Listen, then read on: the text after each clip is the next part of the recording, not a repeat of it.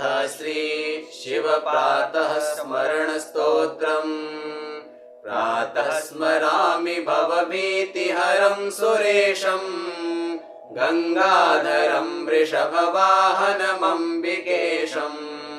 खट्वाङ्गशूलवरदाभयहस्तमीशम्, संसाररोगहरमौषधमद्वितीयम्।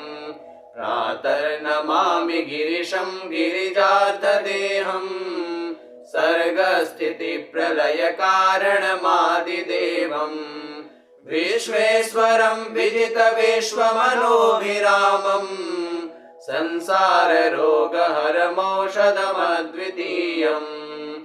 प्रातर्भजामि शिवमेकमनन्तमाद्यम्, वेदान्तवेद्यमनघं पुरुषं महान्तम्। नामादिभेदरहितं च विकारशून्यम्, संसाररोगहरमौषधमद्वितीयम्।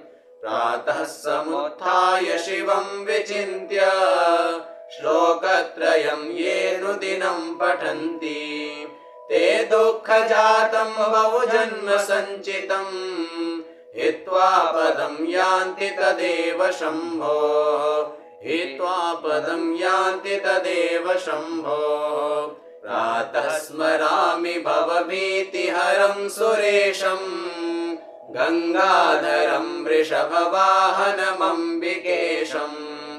खट्वाङ्गशूलवरदाभयहस्तमीशम्, संसाररोगहरमौषधमद्वितीयम्। प्रातर्नमामि गिरिशं गिरिजार्धदेहम्, सर्गस्थितिप्रलयकारणमादिदेवम्। विश्वेश्वरं विजितविश्वमनोभिरामम्, संसाररोगहरमौषधमद्वितीयम्। प्रातर्भजामि शिवमेकमनन्तमाद्यम्, वेदान्तवेद्यमनघं पुरुषं महान्तम्। नामादिभेदरहितं च विकारशून्यम्, संसाररोगहरमौषधमद्वितीयम्। प्रातः समुत्थाय शिवं विचिन्त्य, श्लोकत्रयं ये नुदिनं पठन्ति, ते दुःखजातं बहुजन्म सञ्चितं, हित्वा पदं यान्ति तदेव शम्भो, हित्वा पदं यान्ति तदेव शम्भो। प्रातः स्मरामि भवभीतिहरं सुरेशं, गंगाधरं वृषभवाहनमम्बिकेशम्। खट्वाङ्गशूलवरदाभयहस्तमीशम्, संसाररोगहरमौषधमद्वितीयम्। प्रातर्नमामि गिरिशं गिरिजार्धदेहम्, सर्गस्थितिप्रलयकारणमादिदेवम्। विश्वेश्वरं विजितविश्वमनोभिरामम्, संसाररोगहरमौषधमद्वितीयम्। प्रातर्भजामि शिवमेकमनन्तमाद्यम्, वेदान्तवेद्यमनघं पुरुषं महान्तम्। नामादिभेदरहितं च विकारशून्यम्, संसाररोगहरमौषधमद्वितीयम्। प्रातः समुत्थाय शिवं विचिन्त्य, श्लोकत्रयं ये नुदिनं पठन्ति, ते दुःखजातं बहुजन्म सञ्चितं, हित्वा पदं यान्ति तदेव शम्भो, हित्वा पदं यान्ति तदेव शम्भो। प्रातः स्मरामि भवभीतिहरं सुरेशं, गंगाधरं वृषभवाहनमम्बिकेशम्। खट्वाङ्गशूलवरदाभयहस्तमीशम्, संसाररोगहरमौषधमद्वितीयम्। प्रातर्नमामि गिरिशं गिरिजार्धदेहम्, सर्गस्थितिप्रलयकारणमादिदेवम्। विश्वेश्वरं विजितविश्वमनोभिरामम्, संसाररोगहरमौषधमद्वितीयम् प्रातर्भजामि शिवमेकमनन्तमाद्यम् वेदान्तवेद्यमनघम् पुरुषम् महान्तम् नामादिभेदरहितम् च विकारशून्यम् संसाररोगहरमौषधमद्वितीयम् प्रातः समुत्थाय शिवम् विचिन्त्य श्लोकत्रयम् ये नुदिनम् पठन्ति ते दुःखजातम् बहुजन्म सञ्चितम् हित्वा पदम् यान्ति तदेव शम्भो हित्वा पदम् यान्ति तदेव शम्भो प्रातः स्मरामि भवभीतिहरम् सुरेशम् गङ्गाधरम् वृषभवाहनमम्बिकेशम् खट्वाङ्गशूलवरदाभयहस्तमीशम् संसाररोगहरमौषधमद्वितीयम् प्रातर्नमामि गिरिशम् गिरिजार्धदेहम् सर्गस्थितिप्रलयकारणमादिदेवम् विश्वेश्वरम् विजितविश्वमनोभिरामम् संसाररोगहरमौषधमद्वितीयम् प्रातर्भजामि शिवमेकमनन्तमाद्यम् वेदान्तवेद्यमनघम् पुरुषम् महान्तम् नामादिभेदरहितम् च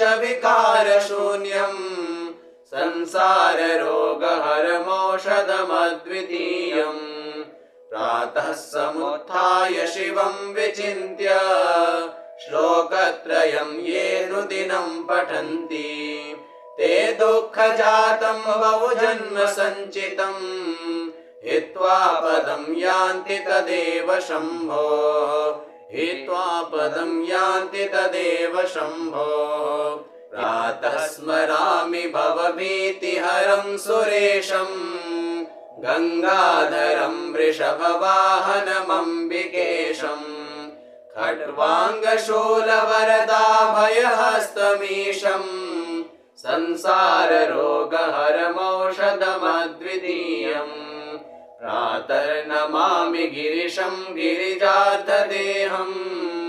सर्गस्थितिप्रलयकारणमादिदेवम् विश्वेश्वरम् विजितविश्वमनोभिरामम् संसाररोगहरमौषधमद्वितीयम् प्रातर्भजामि शिवमेकमनन्तमाद्यम् वेदान्तवेद्यमनघम् पुरुषम् महान्तम् नामादिभेदरहितम् च विकारशून्यम् संसाररोगहरमौषधमद्वितीयम् प्रातः समुत्थाय शिवम् विचिन्त्य श्लोकत्रयम् ये नुदिनम् पठन्ति ते दुःखजातम् बहुजन्म सञ्चितम् हित्वा पदम् यान्ति तदेव शम्भो हित्वा पदम् यान्ति तदेव शम्भो प्रातः स्मरामि भवभीतिहरम् सुरेशम्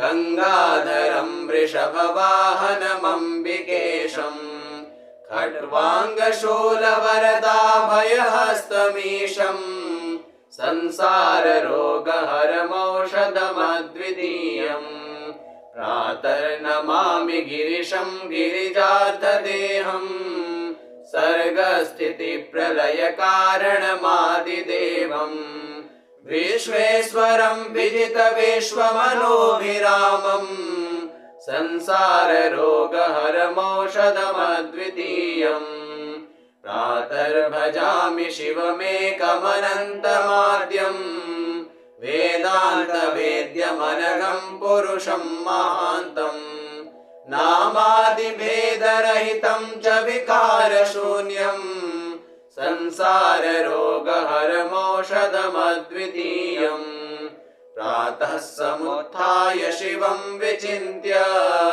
श्लोकत्रयम् ये नुदिनम् पठन्ति ते दुःखजातम् बहुजन्म सञ्चितम् हित्वा पदं यान्ति तदेव शम्भोः हित्वा पदं यान्ति तदेव शम्भोः प्रातः स्मरामि भवभीतिहरं सुरेशम् गङ्गाधरं वृषभवाहनमम्बिकेशम् खट्वाङ्गशूलवरदाभयहस्तमीशम् संसाररोगहरमौषधमद्वितीयम् प्रातर्नमामि गिरिशं गिरिजार्धदेहम् सर्गस्थितिप्रलयकारणमादिदेवम् विश्वेश्वरं विजितविश्वमनोभिरामम् संसाररोगहरमौषधमद्वितीयम्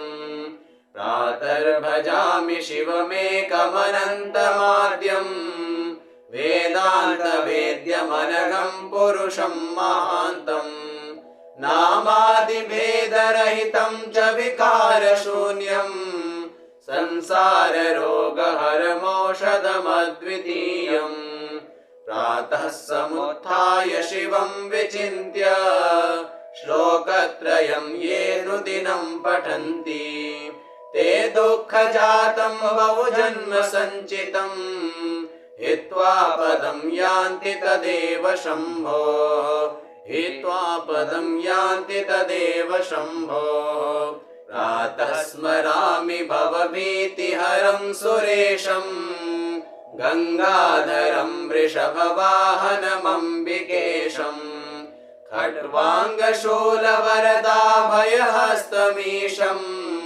संसाररोगहरमौषधमद्वितीयम् प्रातर्नमामि गिरिशं गिरिजार्धदेहम् सर्गस्थितिप्रलयकारणमादिदेवम् विश्वेश्वरं विजितविश्वमनोभिरामम् संसाररोगहरमौषधमद्वितीयम् प्रातर्भजामि शिवमेकमनन्तमाद्यम् वेदान्तवेद्यमनघं पुरुषं महान्तम् नामादिभेदरहितं च विकारशून्यम् संसाररोगहरमौषधमद्वितीयम् प्रातः समुत्थाय शिवं विचिन्त्य श्लोकत्रयं ये नुदिनं पठन्ति ते दुःखजातं बहुजन्म सञ्चितं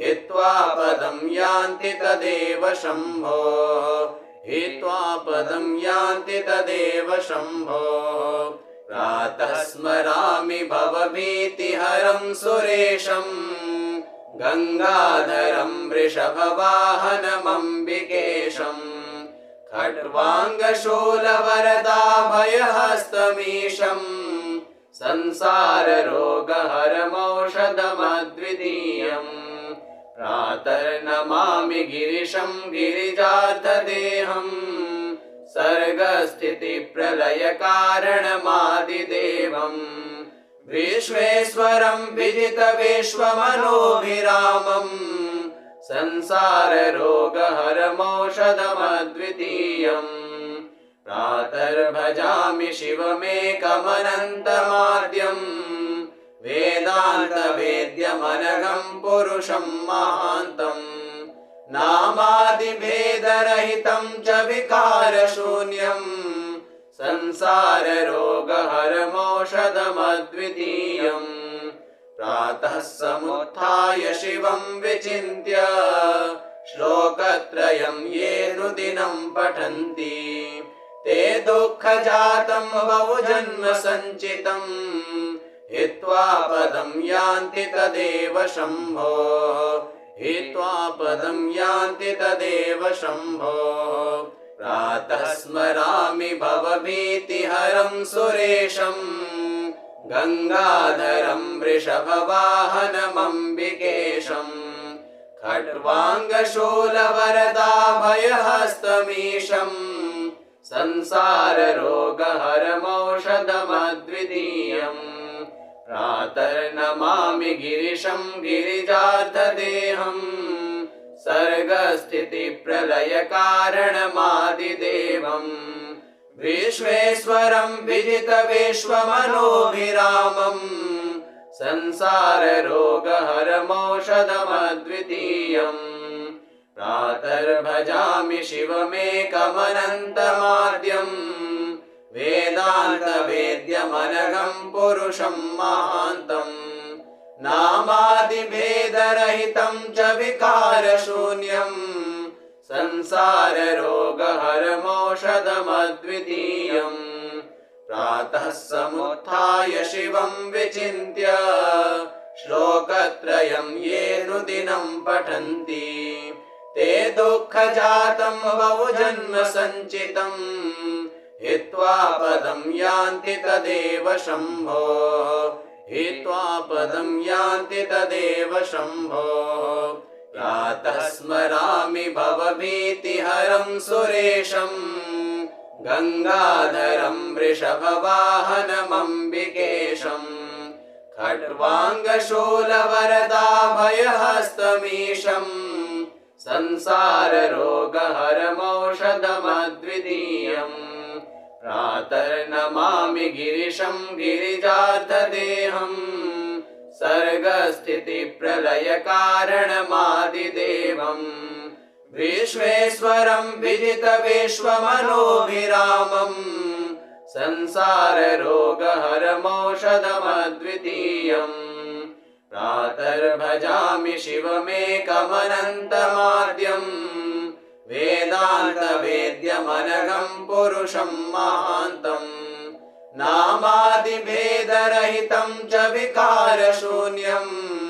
संसाररोगहरमौषधमद्वितीयम् प्रातः समुत्थाय शिवं विचिन्त्य श्लोकत्रयं ये नुदिनं पठन्ति ते दुःखजातं बहुजन्म सञ्चितम् हित्वा पदं यान्ति तदेव शम्भो हित्वा पदं यान्ति तदेव शम्भो इति श्रीमत्शङ्कराचार्यकृतं श्रीशिवप्रातः स्मरणस्तोत्रम् सम्पूर्णम्।